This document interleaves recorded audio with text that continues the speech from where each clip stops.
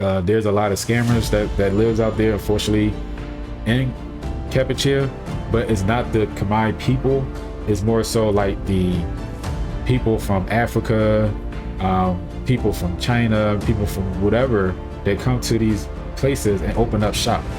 And unfortunately, everyone, welcome to Masters 24 Reacts. Hopefully you guys are doing well and are in high spirits.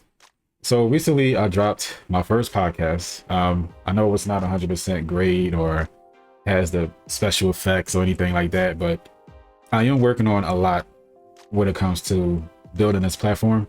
I do want to have a discussion panel more so than just a reaction. And my reactions will be primarily me reacting to things I see, and then later on have things that I want to discuss about the reaction as a podcast. So that is my whole general plan of dealing, with this situation, like far as like building this podcast. If you haven't checked it out, it was very interesting. I think everybody should look into it. I know that the algorithm of YouTube wasn't going to push it, and that's fine because they don't know an audience for that type of content as of yet, because it is fairly new. But I am going to have something based on that, but instead of just having avatars, we will have our faces on the screen, but that makes sense. And if the caller want to remain anonymous, like my first caller, then it would just be my screen, and the anonymous person caller would be somewhere on the top or something like that. So I'm still working out the kinks. I did figure out a few things that I wanted to do, and in addition to what I'm doing now for this podcast and also building this channel. So yeah, it's a lot of stuff that I am actually going in for. But we're not here for that. We are here to look at this video that I currently found on my timeline. But you know what the crazy part about this video is? That this is everything that I already talked about. Like, and some people, they look at me like, oh, you're just being biased, or because you have, a significant other that's from Kampuchea, you may not even think that, I really care or really telling you the truth about, the Khmer people and the things that I researched and the things that I, basically put in place as far as this channel. But I have this person here on this video that I'm going to react to. Now, the video is called Biggest Misconception About Cambodia. Here's what I learned. So this person is going to tell you exactly what they learned about Cambodia, and it kind of aligned to how I felt. And I only watched about like 20 seconds of it. So we're going to go straight into it together and see exactly what she is saying. Here we go. All right, so like I said, this here is called The Biggest Misconception About Cambodia. Here's what I learned. This goes to say that this person is literally, whoever is recording this, they're going out there. I believe they're interviewing people that live in, Kampuchea, and they just want to pretty much get in tune with how other people think about the country. So we're going to go straight into it right now. The biggest misconception that I have heard from family and friends back home is they assume that Cambodia, even in the city, is like not at all modern in any way. And I'm gonna tell y'all something which is funny, because I heard the same thing as well.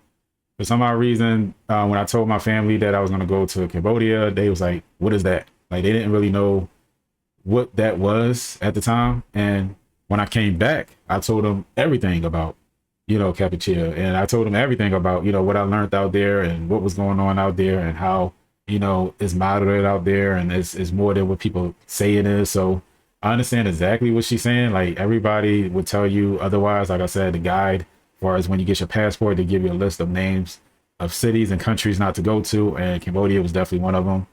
And like I said before, it never gave me an issue at all. Cambodia, whatever, Kampuchea, whatever you want to call it, honestly, it never gave me an issue at all. So maybe the second time I go out there, I don't know. But as far as I could tell, I would love to go out there. And I do want to explain something at the end, so you want to continue? And I thought that too, so I'll be honest about it. I did not know anything about Cambodia before coming, and so I assumed that the entire country was going to be living in poverty and have a very rural feel, which I think is unfortunately a very negative way to maybe stereotype a place, just because maybe we know it's a smaller country, or it has a different economy, or it's less influential on a global scale. I think that can be a harmful mindset to assume about a country. So I'm glad to now be able to have that mindset shifted, because yeah, a lot of people are very surprised to hear that, yeah, I can buy a new computer in the city if I want. Yeah, I can go to a mall. Yeah, they have Papa John's and Domino's and, big restaurant chains. That still surprises people when I tell them about that. A lot of people that I knew, family and friends, were very concerned about my safety. I still have people asking me about, how does it feel there? Have you ever felt unsafe? And unfortunately, I tell them I have always felt safer in Cambodia than a lot of the times in the US. You know what? It's funny that she say that. It's because I don't really find myself thinking that one place is safer than it is from another place. Meaning that anywhere could be safe and unsafe. It's just all about how you prepare, how much you research about the place, and just understanding the culture before you travel. A lot of times people, they just travel. They don't really know exactly what's going on in the economy. They don't read on about the political views about how people look at foreigners or anything like that. Hence like Mexico, stuff like that. It's just that you got to really be on your P's and Q's with traveling. Coming from a person that travels a lot, not all places is welcoming. Now, Cambodia, on the other hand, is very welcoming, very great people. The Khmer people is always, excellent when it comes to, greeting someone and giving them, common courtesy. And, but there's other people there in that country. You have the Vietnamese, you have the Chinese, you have, the people from India. You have all these other people that live there, diversity of people that live there that could also give you a hard time as well. For instance, just like that case that happened with that South Korean student a few months ago. Unfortunately, he was unalive due to the fact that it was 5 Chinese men that actually kidnapped him and did all the stuff that they did, unfortunately, to him. And I just find that kind of, alarming, because not only that the government there is not making sure that the tourists are safe by not allowing criminal activity, they also, try to hide it. And it took the South Korean prime minister to actually speak of it. You know what I mean? Like little stuff like that. You have to really understand that, not saying that Cambodia, Kampuchea is not safe, but you also have to realize that your safety is in your hands as well when you're traveling, especially if you're traveling alone.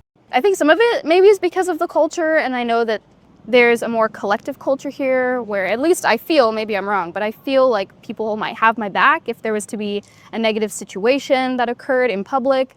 Versus in the US, I don't have that confidence. I don't know, in general, there's a different feel about being here. I don't feel scared to walk the streets. I don't really go out at night, but like, yeah, I'd walk down the streets to go somewhere, maybe like to go get lunch or something. I wouldn't do that in the US. Like I might, but I would be wary. I might feel like I have to be aware of my surroundings, and I don't necessarily feel that as much here. I know that there's like some petty crime, like theft and whatnot.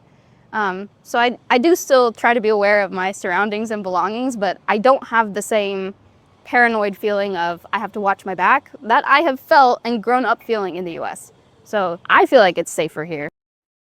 All right. So she has a point when she said that that she feels safer there because there's only a small petty crimes that happen over there, which it is true. You can't just walk around with your cell phones. You can't just think that, you're completely safe, that you can just walk around just feeling whatever way you feel.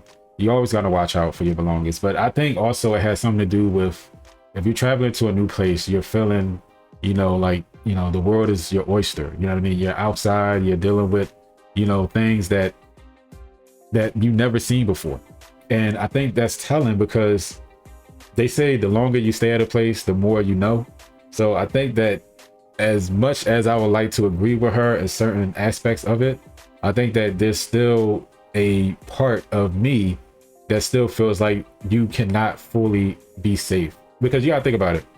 Like, I would love to go to Fiji. Fiji is one of my places that I want to, go and explore and, talk to the natives there and everything. But I know I can't let my guard down.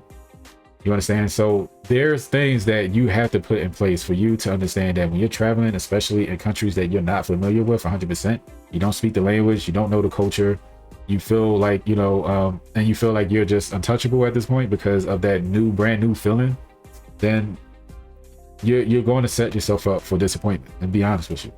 And there are biases out there. I mean, it's biases because of the way you look. There's a lot of scammers that lives out there, unfortunately, in Cambodia, but it's not the Khmer people. It's more so like the people from Africa, people from China, people from whatever that come to these places and open up shop. And unfortunately, I was ran into a situation that we had, you know, Africans that live next door to where I was staying, and they thought that I was a part of them. And until I told them that I was American, then they wound up being a little bit more nicer. And they was like, oh, because, you know, there's so many scams that goes on over here with these other foreigners that's here. So they let me know what is going on.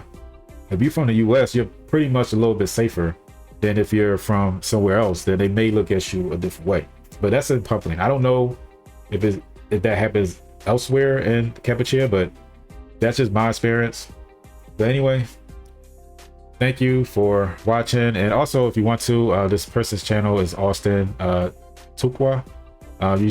You could subscribe to him and, you know, check him out. He probably got other videos. It looked like he just goes around and talk to the people that's there, I guess foreigners that's there, and talk about what is, you know, great about Cambodia or something like this. So if you want to check him out, go ahead and check him out. Anyway, thank you for watching. Catch you next time.